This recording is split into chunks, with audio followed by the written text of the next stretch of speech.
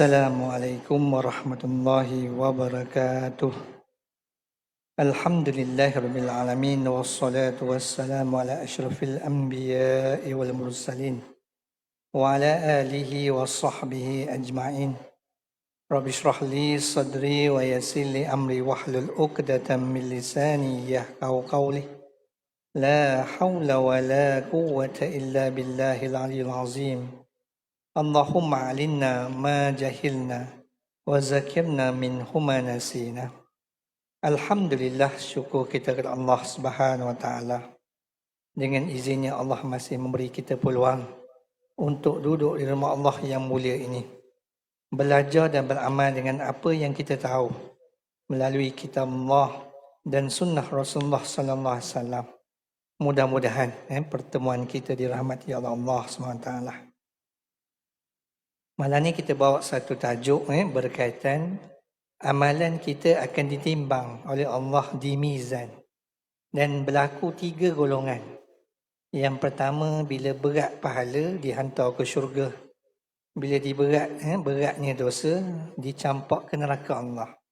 Golongan yang ketiga ni amalan dia sama berat. Bila sama berat, Allah kata pada malaikat ni, diletakkan golongan bersama dengan Ashabul A'raf, nama golongan ni ditangguhkan untuk masuk ke syurga. Bila nama tangguh, Allah perintahkan malaikat ni cari ada tak amalan-amalan lain yang boleh memberatkan timbangan ni supaya layak ke syurga. Allah nak juga kita sebagai hamba ni nak masuk syurga dia tu. Nak kata Maha Pengasih, Maha Penyayangnya Allah ni, Allah beri peluang lagi.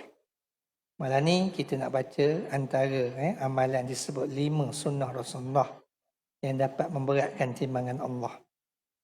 Allah berfirman dalam hadis kursi, yu'ta bihasanatil abdi wa sayyiati yaumil qiyamah fa yuqtasu ba'daha bi ba'din fa in baqiyat hasanah wahidatun udkhilal jannah. Pada hari kiamat kelak akan dihadapkan perbuatan baik dan perbuatan jahat seseorang. Lalu dinilai dan dibandingkan antara kebaikan dan kejahatan. Apabila bersisa satu kebajikan, maka orang ini akan dimasukkan ke dalam syurga. Maha adilnya Allah Ta'ala, kita umpamakan timbangan ni dia ada 2 bekas. Satu bekas untuk isi pahala, satu bekas untuk isi dosa. Jika pahala tu berat sebesar satu tahir je ataupun sebesar kuku je, tetap Allah akan masukkan kita ke syurga. Begitu juga sebaliknya, kalau dosa tu seberat setahir ataupun sebesar kuku je, maka kita akan dicampak ke neraka Allah Ta'ala. Ini maha adilnya Allah Ta'ala. Di dalam Al-Quran dikemukakan bahawa kebajikan itu menghilangkan dan menghapuskan dosa. Jika kebajikan itu bersisa, pemilik kebajikan itu diperintahkan oleh Allah untuk dimasukkan ke dalam syurga. Apabila ternyata pahala dan dosanya pada timbangan itu dimasukkan pada golongan yang disebut sebagai Ashabul A'raf. Sama yang kita sebut nama timbangan tadi. Di bawah ini disebut berapa amalan yang boleh memberatkan timbangan kebajikan. Sebab tu Nabi sebut amalan baik yang kita buat ni dia boleh memadamkan dosa. Sebagus-bagusnya, sebaik-baiknya kita buatlah sebanyak mana amalan baik ni sebab dia boleh memadamkan dosa-dosa yang kita ada. Lepas tu orang yang beramal soleh, orang yang beramal mengikut Quran dan Sunnah, tidak melanggar syariat Allah Ta'ala, dia tak rugi dalam hidup dia. Kerana dia boleh memadamkan dosa-dosa yang ada supaya berat timbangan ni dengan pahala. Yang pertama disebut dalam hadis Imam Tirmizi, antara amalan yang boleh memberatkan timbangan Allah. Ma min syai'in yuda'u fil mizan asqalu min husnil khuluq. Tidak ada satu pun amal yang lebih berat dari akhlak yang baik dalam timbangan di akhirat kelak. Setiap hari Nabi sebut, hendaklah kamu perbaiki akhlak, hendaklah kamu murnikan amalan, hendaklah kamu tambah amalan. Kenapa? Memperbaiki akhlak ni adalah sifat ataupun amalan yang boleh memberatkan timbangan. Dalam hadis lain Nabi sebut, umat yang cemerlang itu hari ini lebih baik pada semalam dari segi sudut amalan. Dan hari esok tu lebih baik daripada hari ini. Dan umat binasa ataupun celaka itu, Nabi sebut, hari ini lebih buruk pada semalam, hari esok lebih buruk pada hari ini. Sebab tu daripada masa ke semasa kita usahakan untuk kita menjadi orang yang lebih baik di sisi Allah Ta'ala. Itu amalan pertama. Amalan kedua, hadis riwayat Imam Tirmizi, inna salata 'alan nabi mimma yuskilul mizan. Hari esok, hari Jumaat, biasa Tok Khatib akan baca khutbah. Dia baca, inna allaha malaikatahu yusalluna 'alan nabi. Sesungguhnya Allah dan para malaikat ni akan berselawat pada Nabi.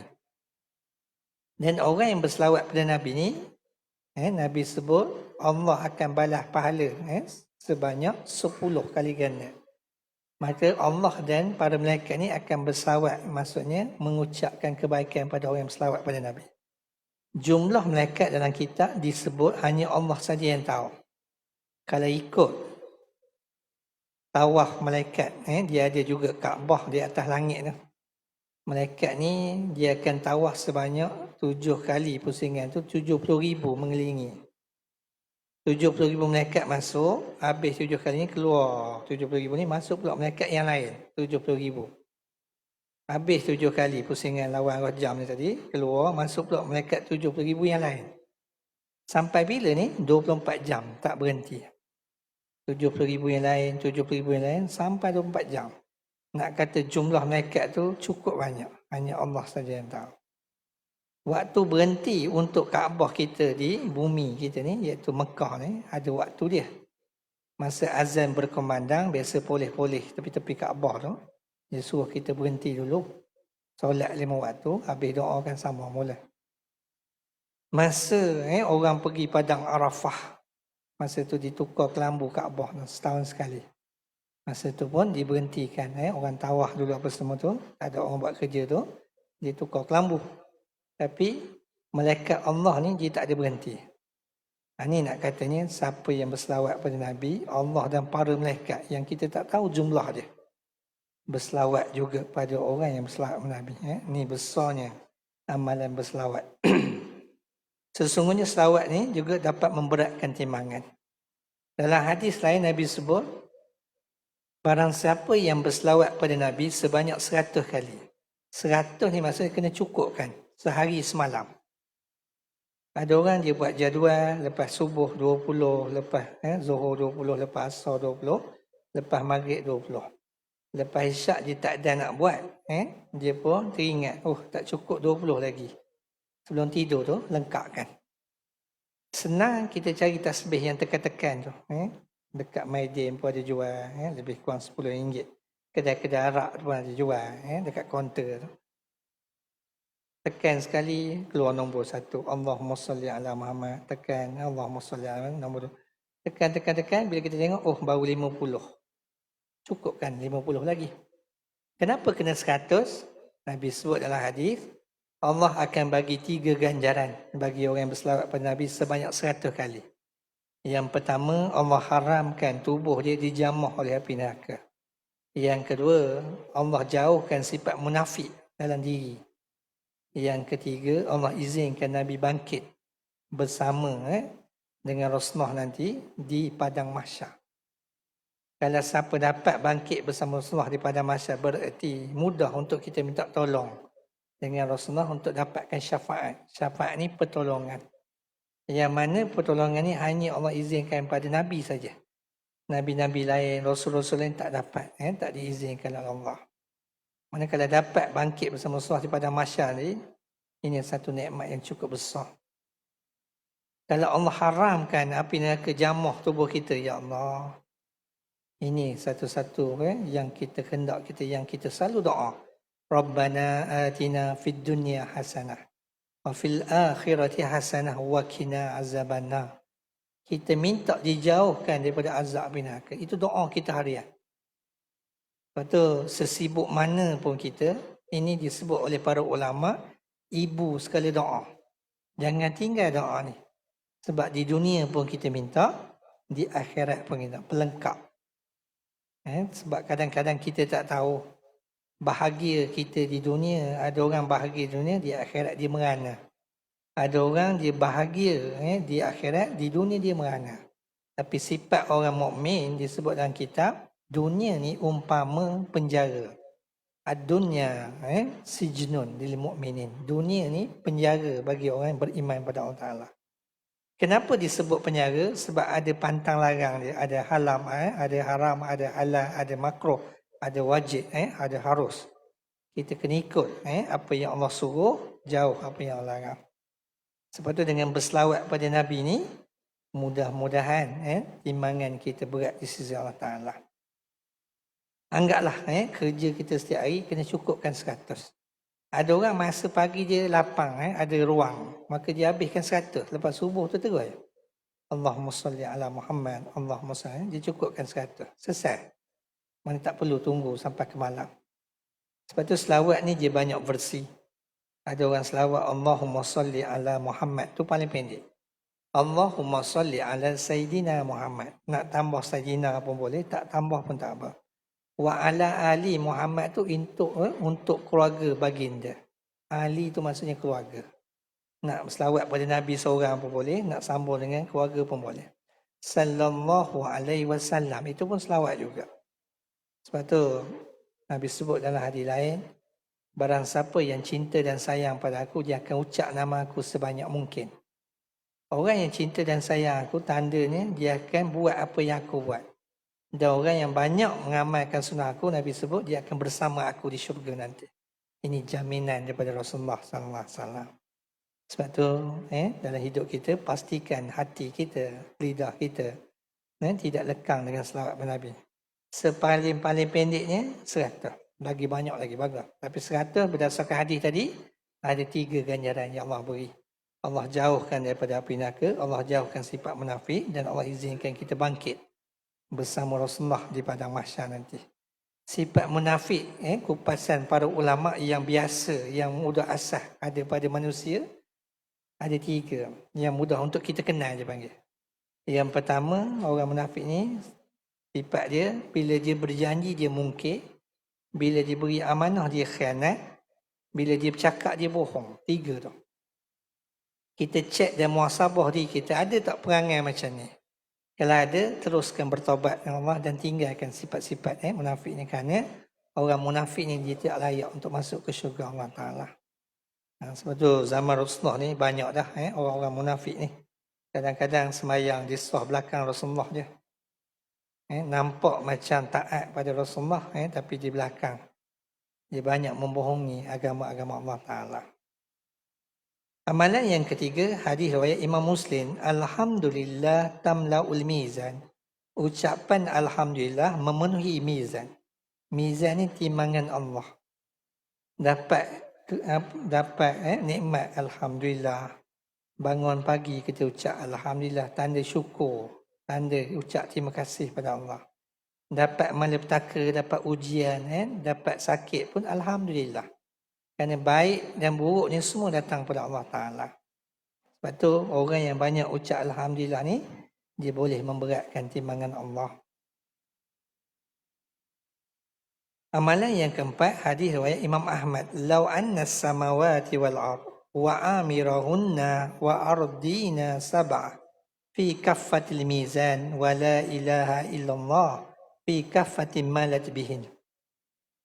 Sekiranya 7 petala langit dan 7 petala bumi ditimbang, diletak di atas satu bekas, maka kalimah la ilaha illallah diletak sebelah.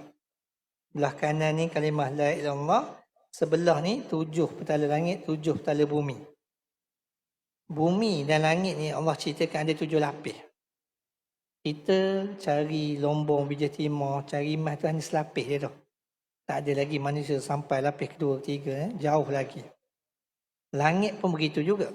Antara langit pertama dengan langit kedua ni, istilahnya sejauh mata yang kita tengok. Siapa yang layak sampai ke langit ketujuh? Jasad tubuh baginda sallallahu alaihi wasallam. Apa dalil dia? Dalam peristiwa Isra' dan Mi'raj.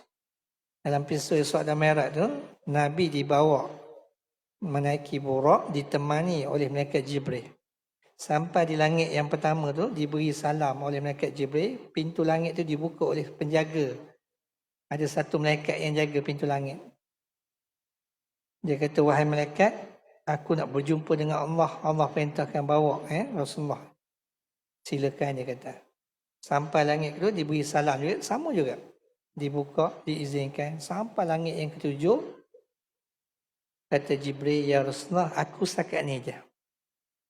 Selangkah lagi aku melangkah ke atas, maka terbakar tubuh aku kerana Allah tak izinkan. Nanti yang Nabi jumpa, bahasa Inggeris panggil one by one lah, dengan Allah Ta'ala. Lepas tu bila kali yang kedua, ketika kita dicabut oleh malaikat maut, roh ataupun nyawa kita ni, roh kita ni akan dibawa untuk bertemu Allah di langit yang ketujuh juga. Masa tu roh orang yang baik dan yang jahat ni sama-sama. Yang baik pun dibawa, yang jahat pun dibawa. Masa kita terbujur meninggal tu,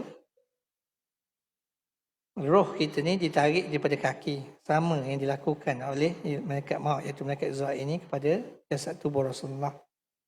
Cuma Rasulullah ni manusia yang paling agung di sisi Allah, kekasih Allah. Malaikat Israel ni dia minta izin. Selain daripada kita sebagai orang awam ni, tak ada istilah izin. Sebab tu tugas malaikat, dia akan cabut je. Ada orang disentak, ada orang ditarik, tapi sakit dia tak sakit. Maksum, Rasulullah ni bersifat maksum, terpelihara daripada dosa dan kekasih Allah. Masa Israel nak turun, nak berjumpa dengan Rasulullah, lebih kurang 2-3 minggu Nabi nak wafat tu pun, Nabi dah bertanya-tanya pada isteri-isteri yang hidup satu zaman, ada 9 orang. Dah sampai ke rumah giran Aisyah isteriku, kata isteri ni belum lagi ya Rasulullah. Hari esok dia tanya lagi soalan tu. Seolah-olah ni Rasulullah ni nak meninggal di rumah Aisyah. Itu hajat dia. Tapi ketentuan datang pada Allah. Sebab Rasulullah tahu tarikh mati dia masa malaikat maut datang. Itu je baru dia tahu. Walaupun Nabi ni kekasih Allah. Sebab tu kalau ada orang meramalkan kematian, itu ramalan. Samalah macam ramalan cuaca. Dijangka ribut petir malam ni. Tengok tak ada pun. Ramalan. Sama juga kematian. Bila dikaji dalam kitab, kenapa antara rahsia Allah, tarikh mati ni tidak disebut kepada hamba ataupun manusia ni? Kerana Allah nak hamba dia ni bersedia untuk bertemu dengan dia. Manakala dia tahu tarikh mati dia, 2025 meninggal, 2024 ni enjoy dululah. Dia tak boleh macam tu. Itu antara sebab, kata ulama, Allah rahsiakan kematian pada hamba dia. Samalah kepada Rasulullah. Masa malaikat Israel, nama dalam Al-Quran dia kata Malaikatul Maut. Israel tu nama dalam kitab. Bila nak turun tu, dia ajak, wahai Jibril, mari kita turun sekali, kita pergi rumah Rasulullah.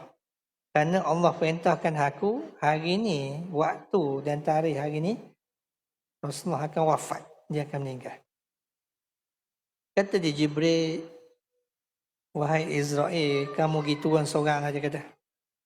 Aku tak mampu nak menatap muka Rasulullah sebab dia ambil oleh nyawa. Kerana tak sampai hati kata. Sebab aku sangat menyayangi Rasulullah. Kata dia Jibril. Israel bila dengar macam tu, dia turun seorang. Itu yang bila sampai ke bumi masa tu selepas subuh. Hari Isnin 12 Rabiul Awal. Nabi lahir 12 Rabiul Awal.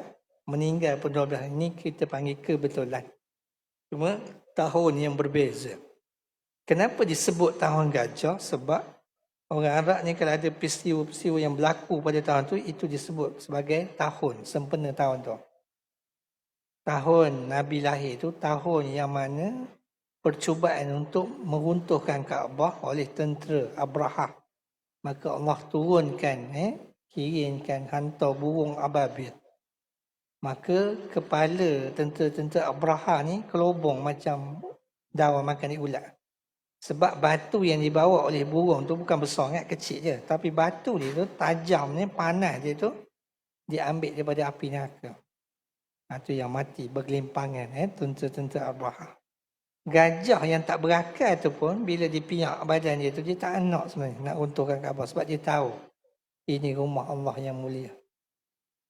Itu yang dalam perjalanan, piak, gerak sikit tu, burung pun sampai, jatuhkan batu tu, habis kelobong ni, umpama dalam kitab sebut, daun yang makan di ulat, berlubang. Ini kekuasaan Allah Ta'ala. Sebab tu bila Israel turun, dia beri salam depan pintu.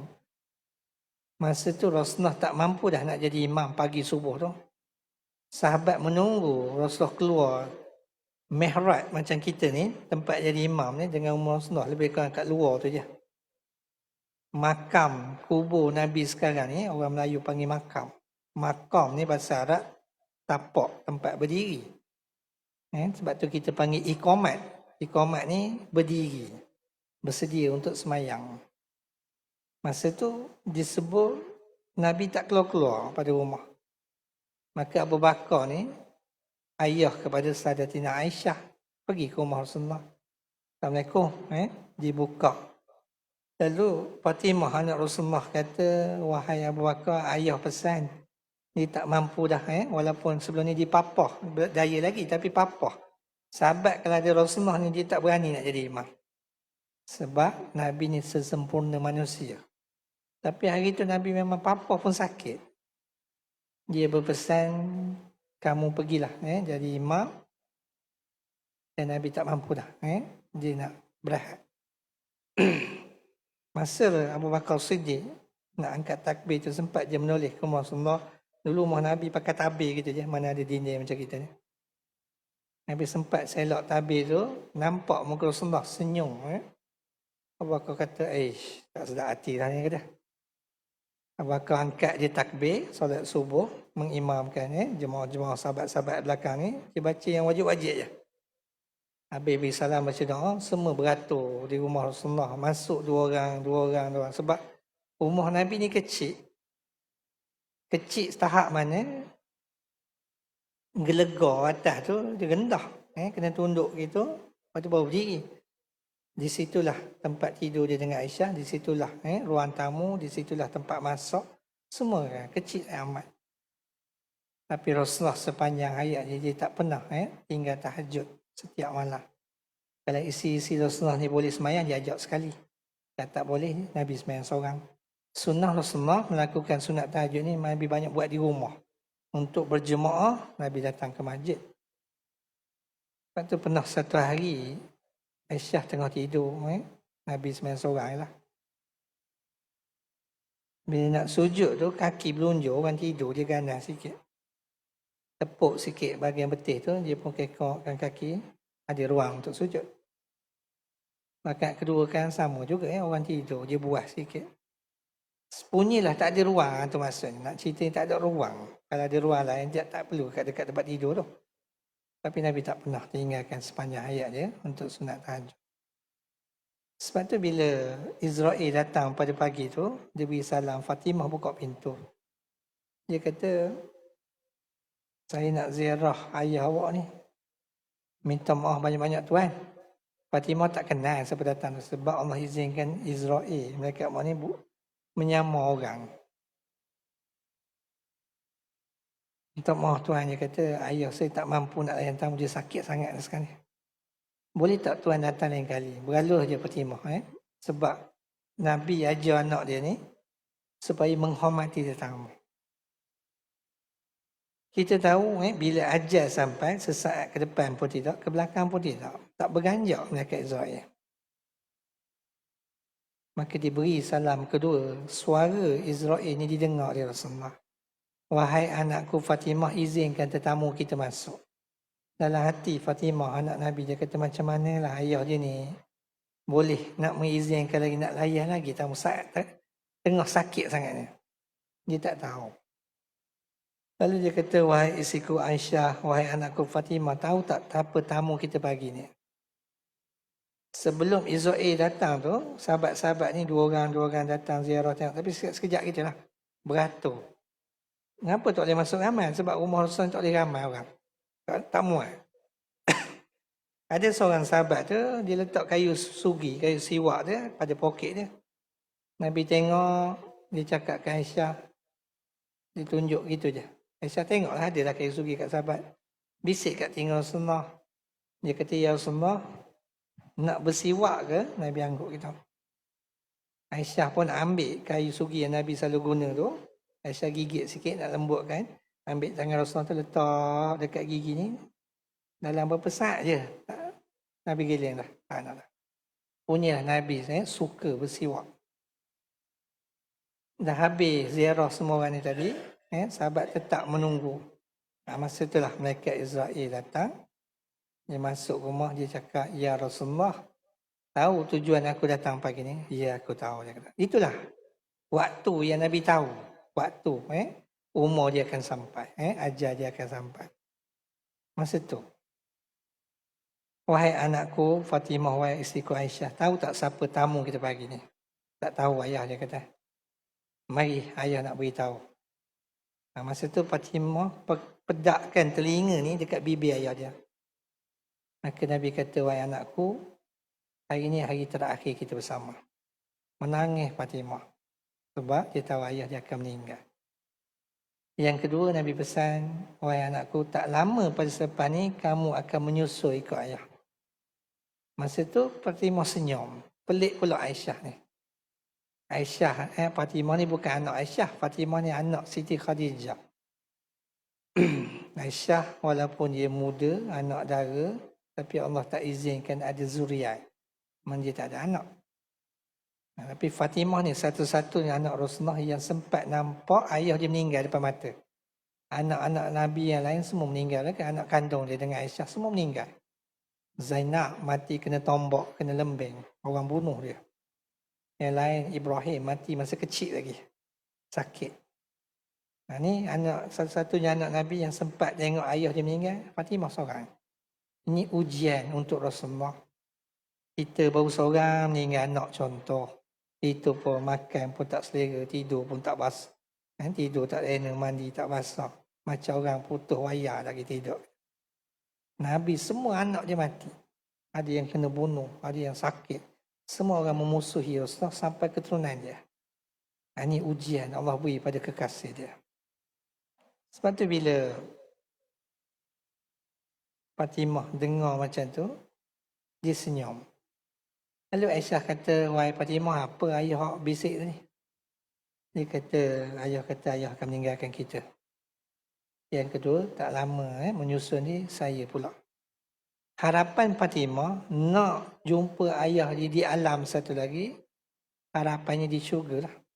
Itu yang dia gembira tu, dapat jumpa tu maksudnya rindu dia hilang. Itu harapan. Ketentuan daripada Allah. Tapi harapan dia macam tu. Ini Fatimah, anak Rasulullah. Sebab tu bila Nabi dengar Israel cakap macam tu, malaikat maut cakap macam tu, dia tanya, "Wahai malaikat maut, mana sahabat kekasih aku, Jibril?" Dia kata, "Masa saya nak turun daripada langit tadi, saya ajak dah," dia kata, "tapi dia tak sampai hati ya Rasulullah, dia suruh pergi seorang tu. Saya nak panggil dia sekarang." Kekasih Allah mengarahkan malaikat. Bila dengar dia macam tu, Jibril ni sepantas kilat tu ada tepi Nabi. Lalu Rasulullah kata, "Wahai Jibril, kenapa kamu tak sudi nak tengok hari terakhir aku ni?" Atau ayat Rasulullah. "Ya Rasulullah," dia kata, "bukan aku tak sudi," dia kata. "Tapi aku betul-betul tak sampai hati ya Rasulullah berpisah dengan kamu." Ini jawapan Jibril. "Wahai Jibril, boleh tak kamu tanya Allah Ta'ala sekarang, apa hadiah istimewa yang dia boleh ganjarkan, dia boleh bagi dekat aku selepas aku wafat nanti?" Nabi minta supaya Jibril pergi tanya Allah Ta'ala. Sepantas kilat Jibril menghadap Allah Ta'ala. "Ya Allah, ya Tuhanku, sesungguhnya kekasihmu bertanya apakah ganjaran istimewa yang dia dapat selepas dia menghembus nafas yang terakhir di dunia." Allah kata, "Beritahu pada Rasulullah, beritahu pada Muhammad, aku letakkan di tempat yang paling mulia di sisi aku, iaitu namanya Firdaus. Jannatul Firdaus, syurga yang bernama Firdaus. Syurga Firdaus ni hanya layak dimasuki oleh Nabi-Nabi dan Rasul-Rasul saja." Jibril pun terus turun ke bumi, beritahu ke Rasulullah, "Ya Rasulullah, ada perkhabaran gembira untukmu ya Rasulullah. Sesungguhnya Allah akan menghadiahkan kamu tempat yang paling mulia di syurga nanti, iaitu Jannatul Firdaus, syurga yang bernama Firdaus. Nabi kata, wahai Jibril, itu untuk aku. Aku nak pula untuk umat aku. Punyalah Nabi sayang sungguh kat kita. Apa maksud umat? Bermula zaman Nabi hidup hari itu, sampai Nabi wafat, sampai kiamat. Kita termasuk umat Nabi Muhammad. Menghadap pula Jibril kali kedua. Ya Allah, ya Tuhanku, sesungguhnya kekasihmu bertanyakan perihal tentang umat dia pula. Apakah ganjaran istimewa yang umat dia dapat? Ni Nabi minta. Lalu Allah kata, untuk umat Muhammad ni beritahu pada Nabi, sesungguhnya aku akan hadiahkan syurga selagi dia berpegang pada akidah yang satu. Orang yang tak berpegang pada akidah yang satu ni, dia tetap ke neraka. Itu hadiah. Lalu Jibril datang, jumpa Rasulullah, menghadap, ya Rasulullah, sesungguhnya ada perkhabaran gembira untuk umat kamu. Allah akan hadiahkan syurga selagi dia tidak berpaling pada akidah yang satu. Nabi bila dengar Allah hadiahkan macam tu, lega dia. Alhamdulillah, dia kata, syukur ya Allah. Nabi ucap syukur, ucap terima kasih pada Allah. Lepas tu barulah diizinkan malaikat Israel ni ambil nyawa Rasulullah bermula daripada tapak kaki. Kalau itulah jaminan yang Nabi minta daripada Allah. Adakah semua masuk syurga? Tidak juga. Sebab dalam peristiwa Isra' dan Mi'raj hari itu, Nabi tengok orang yang paling ramai umat dia duduk ni dalam neraka, bukan syurga. Mula melawat syurga.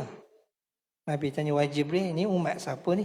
Umat kamu ya Rasulullah. Alhamdulillah, syukur ya Allah. Suka Nabi. Bila sampai dekat neraka pula, lagi ramai. Ini umat siapa pula, wahai Jibril? Umat kamu juga ya Rasulullah. Ya Allah, selamatkan umatku ya Allah. Maksudnya yang akan berlaku nanti, yang Nabi Isra' dan Mi'raj tadi, itu simbolik. Tapi yang berlaku nanti, itulah hakikatnya.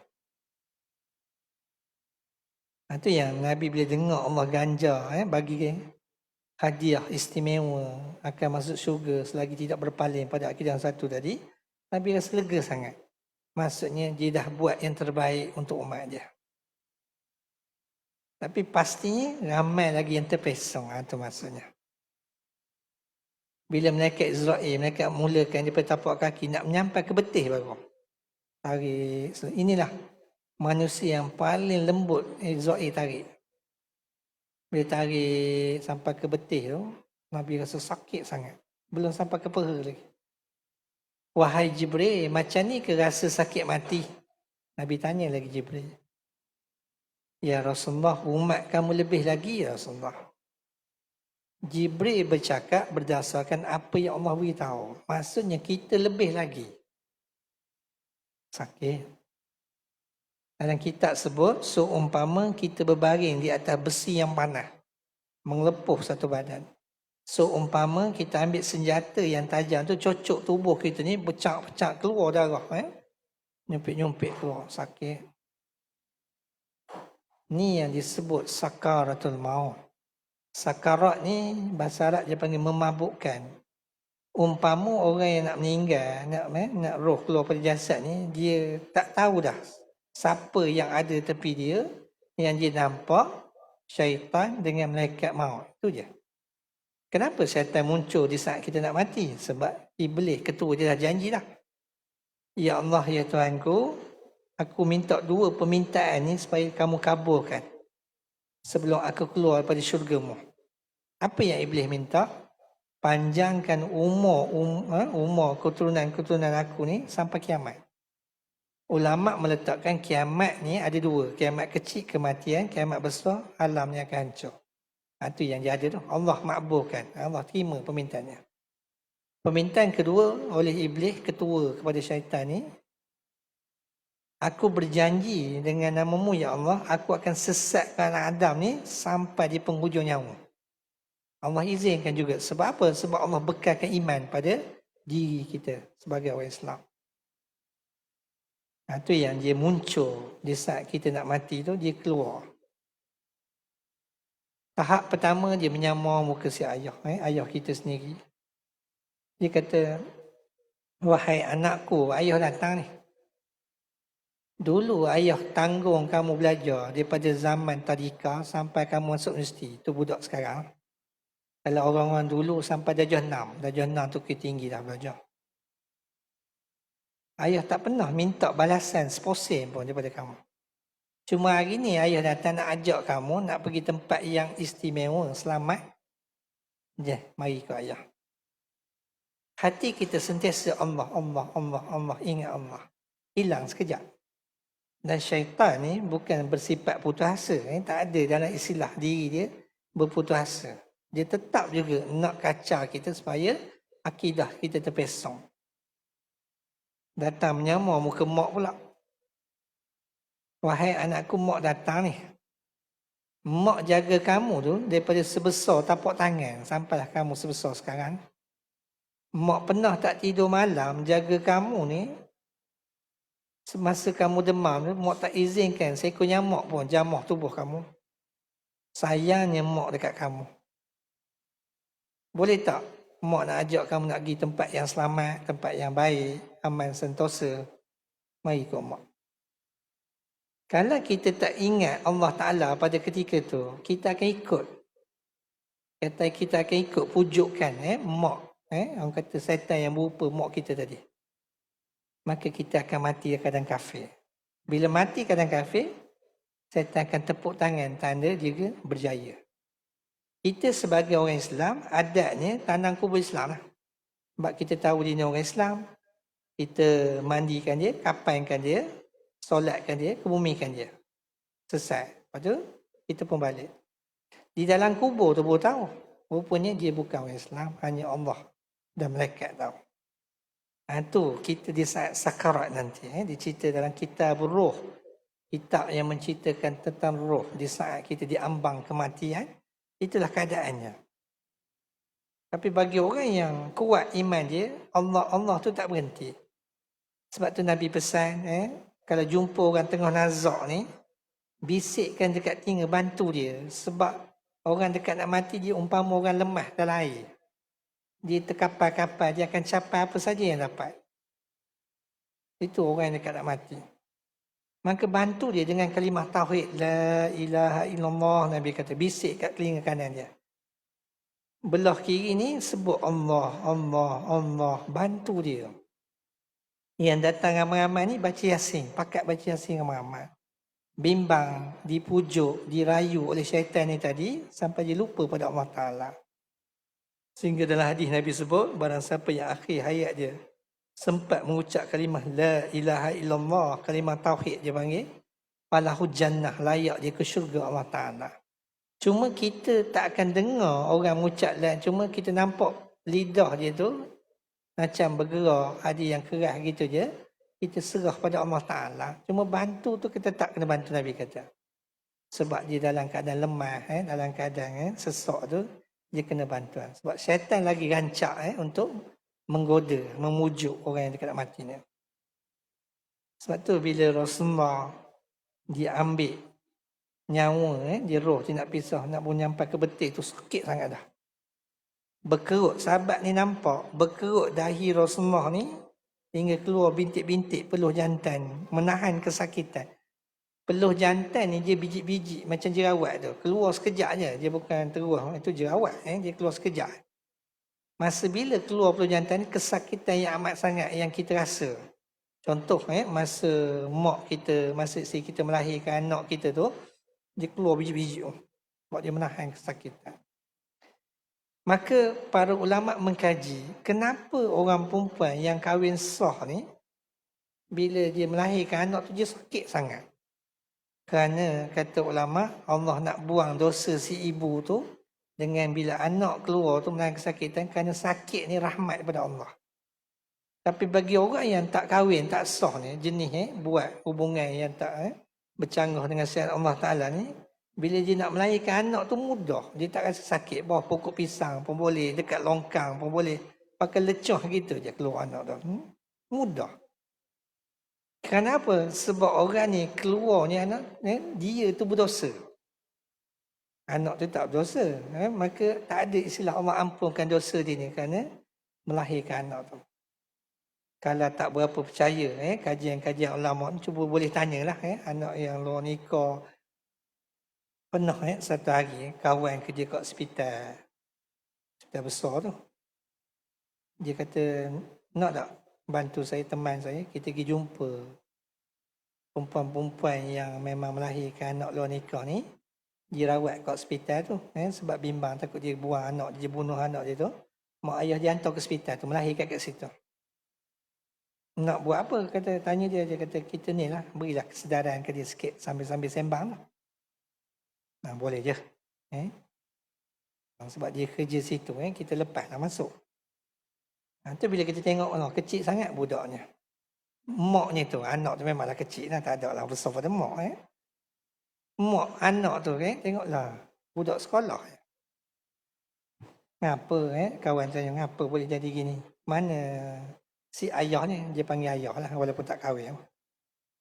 Mula dia kata, kawan saya lelaki ni dia janji macam-macam, dia kata. Janji ni apa semua nak kahwin, apa semua ni. Dia minta macam-macam dengan saya. Lepas saya mengandung, dia tahu saya mengandung, hilang dia. Tak tahu entah mana tak, dia kata. Dia terpaksa seorang, dia kata. Oh gitu. Dia kata tak apalah, benda ni dah ditakdirkan Allah, tapi jangan putus harapan bersama Allah, minta semayang apa semua tu. Kawan dia pun tinggallah buku panduan semayang untuk perempuan tadi, kod-kod. Masa itulah, minta harapan terus bertaubat.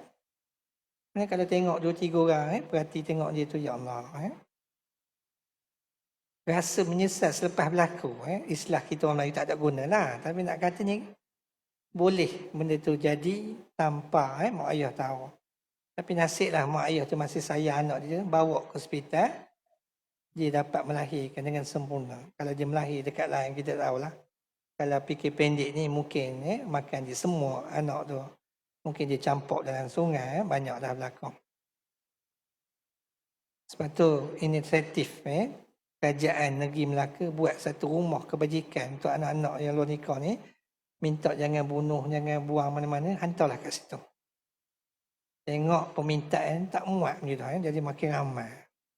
Satu sudut kita kata macam menggalakkan orang, tapi satu sudut ada kebaikan dia. Supaya anak tu tak dibunuh. Ya, hantar daripada tepi surau, tepi masjid, jagalah anak ni. Saya terpaksa tinggal kat sini dalam bakul. Apa yang cerita dalam filem, dalam drama tu, itu hakikat sebenarnya. Hakikatnya macam tu. Kenapa boleh berlaku gitu? Bila kita tinggalkan kitab Allah dan sunnah sebagai pedoman hidup kita, hidup ni akan hancur macam tu. Ini yang disebut bahawa bila Nabi dengar kesakitan mereka, dengar Nabi mengerang kesakitan tu, mereka tak sampai hati nak pandang muka Rasulullah pada tu. Sakit.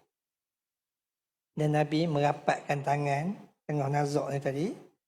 Ya Allah, ya Tuhanku, kumpulkanlah segala kesakitan mati pada umat aku ni, biar aku tanggung sekarang.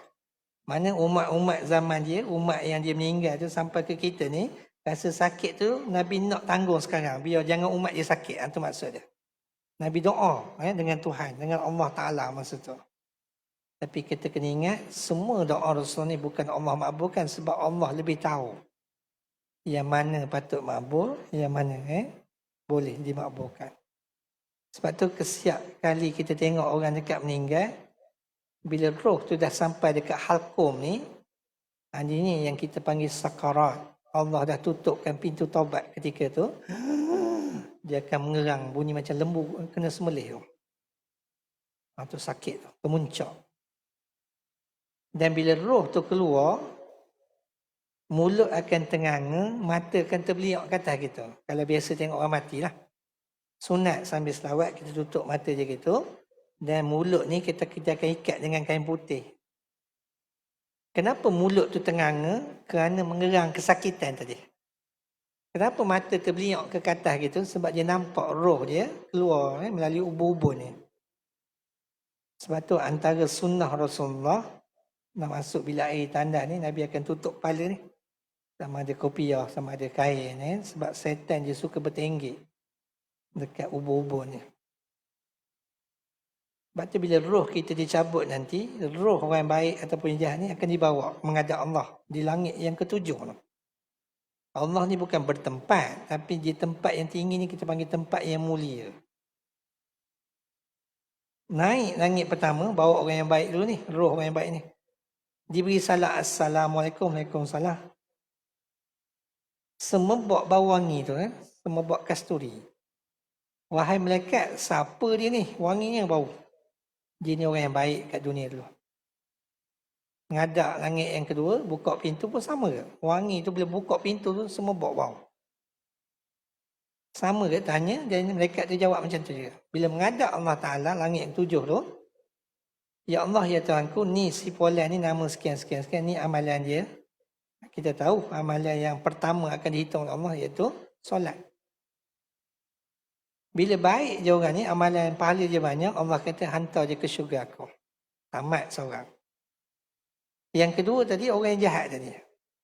Bawa juga sampai pintu yang sama, mereka bila buka je pintu tu, beri salam, buka, busuk yang amat. Wahai malaikat, siapa dia ni busuknya? Ini orang yang jahat, orang yang banyak dosa, mati dia tak sempat bertobat pada Allah di dunia dulu.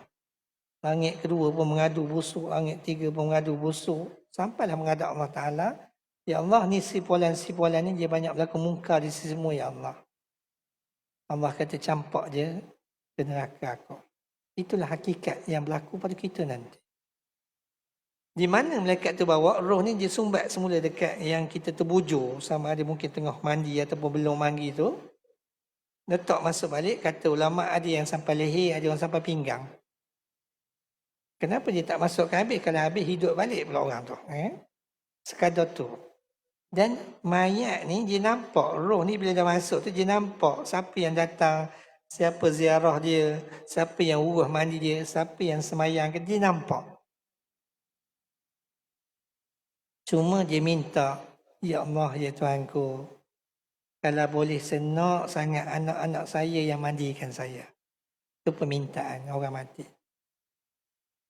Kenapa dia nak anak? Berdasar kata-kata Rasulullah, bila anak ni paling afdal, yang paling baik uruskan jenazah ayah ataupun mak dia ni, sebab kalau ada aib pada tubuh mak ayah dia ni, dia tak akan cerita ke orang. Sebab anak sendiri yang urus. Katakanlah ayah tu duduk sebulan dekat hospital, kudis ni belakang ni. Bau busuknya, bernanah. Bila nak bawa mandi, nak berpusing, kata tengok Allah. Allah macam nak bulat dah gayanya. Kata Abang Sulong, mari adik, Kak Ngah, kita mandikan ayah ni. Dulu ingat tak zaman kita sekolah, dia jiru atas kepala kita sebelum kita sekolah. Hari ni kita beri penghormatan pada ayah kita mandikan sama-sama.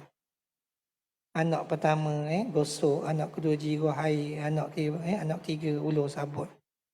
Siapa yang ajar? Panggil tu imam seorang, tolong pandu. Itu permintaan si mati sebenarnya. Apa yang berlaku? Ada segelintir di kalangan kita ni tak nak. Tok Imam kata, mari anak-anak bantu Tok Imam, kita mandikan arwah ayah. Oh, minta maaf Tok Imam, saya ni bak mayat ni allergic sikit lah Tok Imam. Bukan orang lain jawab tu, anak dia sendiri. Anak kedua dia doktor, perempuan. Ni, yang perempuan ni, mari bantu Tok Imam. Minta maaf Tok Imam, saya selama buka klinik, 10 tahun lah saya buka klinik swasta ni. Tak pernah mayat, tak pernah sampai lagi mayat sampai klinik saya kata. Saya tak biasa dengan mayat saya kata. Orang sihat dia belakang datang kan, orang sakit tu Sarawak. Ya Allah. Ayah dia terbujur lagi tu. Tapi anak semua jawab gitu. Anak ketiga. Ni, yang ketiga ni, anak ketiga ni lawyer, peguam. Tok Imam, berapa ringgit, berapa upah Tok Imam nak, Tok Imam cakap je lah. Kami anak beranak boleh bayar berapa Tok Imam nak. Tak payahlah ngajak kami. Dia jawab gitu je lawyer tu. Lawyer ni tarah lawyer buruk lah kita panggil. Dia ikut dah dia cakap. Nah Tok Imam ni terpaksa cari orang lain. Uruskan ayah dia. Ini hakikat berlaku di dunia kita sekarang. Sedangkan mayat ni kata, Ya Allah, dia nak sangat anak dia uruskan. Dan Nabi pun anjurkan macam tu. Masa orang jiruh kain tu, dia cakap, Wahai yang jiru air ni, tolong jiru perlahan sikit. Kerana tubuh aku melecur lagi masa roh ditarik oleh malaikat tadi. Melecur, bila jiru air tu sakit. Dia nak gosok tu perlahan, dia minta. Sakit. Betul kalau anak-anak buat tubuh kita takkanlah berkasar. Dia mungkin dia gosok dengan penuh kasih sayang, jiru dengan penuh kasih sayang. Dia pusingkan tubuh kita kiri ke kanan dengan kasih sayang. Tu anak. Kalau orang biasa ni ikut dan dia lah. Itu sebab kenapa afdal lebih baiknya anak beranak yang uruskan jenazah. Masa nak buat kapan tu, roh tu cakap lagi. Orang-orang yang uruskan kapan ni, boleh tak bahagian muka ni biarkan sekejap. Sebab aku nak lihat anak, isteri, suami yang terakhir, buat kali terakhir. Sebab ini orang yang paling rapat, yang paling dia sayang. Dia minta. Itu yang kita bagian muka tu kita biar lama sikit biasanya. Kita akan panggil siapa-siapa ni, waris dia apa semua ni, nak datang tengok ayah, tengok ibu ni, marilah. Itu ada yang kucuk pipi, ada yang kucuk dahi. Tak salah air mata jatuh, tapi jangan meratap. Nabi kata, meratap tu nyeksa ke mayat tu. Meratap ni macam tak sedar ke diri, pergi pukul-pukul mayat tu, robek-robek kan kapal tu meratap. Nangis, melampau. Kalau rasa tak tahan, kita sebagai isi ni duduk jauh je lah. Bila dekat tu rasa nak gebah, nak bensan, tak payahlah. Bimbang takut jadi lain. Itu permintaan. Dah selesai tu, nak solat. Dia cakap lagi. Kalau boleh nak sangat dengar anak aku duduk depan je khabar. Kalau tak depan pun sekalipun di sah yang pertama tu ada muka-muka anak aku je khabar. Itu permintaan. Bila bawa untuk nak ke bumi tu, itulah percakapan terakhir dia. Dia kata, wahai manusia, wahai hamba-hamba Allah semua, aku akan meninggalkan isteri dan anakku selama-lamanya. Aku akan meninggalkan suami dan anakku selama-lamanya kalau isteri yang meninggal. Sudah pasti anak ni akan jadi anak yatim kalau suami meninggal. Dia tidak ada pergantungan, jangan khianati anak aku. Sebab dia tidak ada tempat mengadu lagi. Dia bercakap tapi kita tak dengar. Sebab tu kalau biasa kita dengar orang akan minta hutang. Istiharkan hutang, minta siapa-siapa saya ni anak kepada arwah ayah ni. Siapa yang berhutang pada ayah saya ni, mintalah tuntut dengan kami. Itu betul. Sebab Nabi kata, orang yang hutang dia bayar, tak nak bayar dengan sengaja ni, amalan dia tergantung. Tidak dikira oleh Allah Ta'ala, itu bahaya. Sebab tu dalam Quran Allah tulis bab hutang ni, satu muka surat. Dan Nabi kata, hutang sekecil-kecil pun tulis, bimbang, takut. Dan kita kena beritahu, isteri atau anak-anak kita yang besar tu, hutang dengan koperasi ni 100, hutang dengan kawan ni 200. Kena beritahu. Bimbang, takut kita mati kan orang tak tahu. Ini kehidupan. Orang kata selepas kita mati tu, sebenarnya permintaan roh ni banyak. Cuma bila kita abaikan, seksa mayat. Yang terakhir, bila dia bawa nak usung sama naik keranda, naik van jenazah ataupun pikul sendiri tu, dia cakap lagi. Kalau roh orang yang baik ni, dia akan cakap, dia kata, wahai orang yang pikul aku ni, percepatkan sikit perjalanan kerana aku tak selesa lagi hidup di dunia ni. Kerana tempat aku bukan di sini lagi. Dia nak cepat masuk.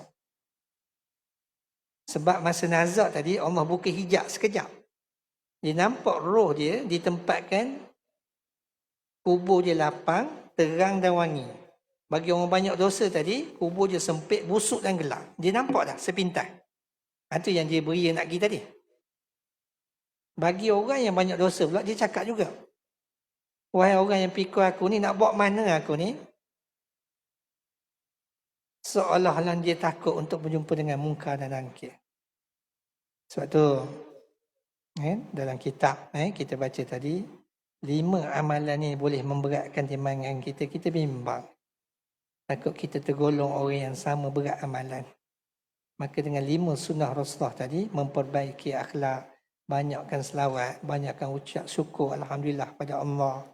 Banyakkan menyebut kalimah la ilaha illallah, dan yang terakhir subhanallah bihamdihi subhanallah azim. Jadikan zikir harian kita. Kerana 5 amalan sunnah Nabi ni dapat memberatkan timbangan Allah. Yang kedua, sekadar kesimpulan, cukupkan selawat pada Nabi ni 100 kali. Paling kurang kita panggil. Sebab apa? Dalam hadis Rasulullah kata, siapa yang berselawat pada aku sebanyak 100 kali, maka Allah bagi 3 ganjaran. Yang pertama, Allah haramkan tubuh dijamah oleh api neraka. Yang kedua, Allah tidak masukkan sifat munafik pada diri kita. Yang ketiga, Allah izinkan Nabi bangkit bersama kita di padang mahsyar nanti.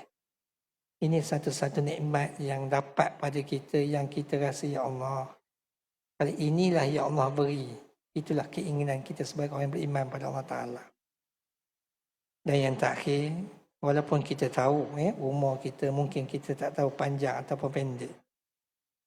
Kita tak perlu memikir sama ada kita sihat ataupun sakit, kerana sipir mati ni dia tak perlu timbul tanda-tanda tu. Orang sakit pun meninggal, orang kecil pun meninggal, orang dewasa pun meninggal, orang tua pun meninggal, bayi pun meninggal. Cuma persoalan yang kita kena tanya, adakah cukup bekalan kita untuk menghadap Allah Ta'ala? Kalau belum, masih belum terlambat. Mudah-mudahan Allah izinkan kita bangkit pagi esok. Mudah-mudahan Allah izinkan kita terus bertambahkan amalan-amalan kita. Kerana bekalan kita nanti, kalau cukup di sisi Allah, dengan amal-amal soleh, sudah pasti dalam hadis Nabi sebut tadi, dia dapat memadamkan dosa-dosa yang kita ada. Itu tujuan kenapa kita perlu banyak buat amal soleh. Yang kedua, untuk lepas untuk masuk syurga Allah Ta'ala tadi hubungan dengan Allah, hubungan kita sesama manusia. Kalau ada salah, silap, minta maaf. Kalau terkata, minta maaf. Terfitnah, minta maaf. Kalau berhutang, bayar. Selagi kita mampu. Tak mampu, buncang balik. Bimbang. Kita lepas dengan Allah, dengan manusia tak lepas, tidak layak juga kita ke syurga Allah Ta'ala. Kita berjuruh dengan manusia, dengan Allah tak lepas pula. Semayang, tidak. Semayang yang penuh tinggal, kita tak ganti-ganti. Hutang kita dengan Allah tak bayar. Yang menyebabkan kita tak layak juga ke syurga Allah Ta'ala. Sebab tu kata ulama, untuk sampai ke syurga Allah, kita kena lepas 2 tempat. Yang pertama, hak sesama Allah. Yang kedua, hak sesama manusia. Hak dengan Allah ni mudah je. Apa yang Allah suruh kita buat. Apa yang Allah larang kita jauh. Hak dengan manusia ni, jangan menyakiti, mengkhianati, menzalimi manusia. Jangan berhutang dengan sengaja tak nak bayar. Bimbang. Takut kita akan dicampak ke neraka Allah Ta'ala. Na'udzubillah. Kita tangguh dengan tasbih kafarah wa sallallahu. Subhanakallahumma bihamdik. Asyhadu an la ilaha anta astaghfiruka wa atubu ilaik. Wal 'asr. Innal insana lafi khusr illa allazina amanu wa amilus solihat wa tawasaw bil haqq wa tawasaw bis sabr. Assalamualaikum warahmatullahi wabarakatuh.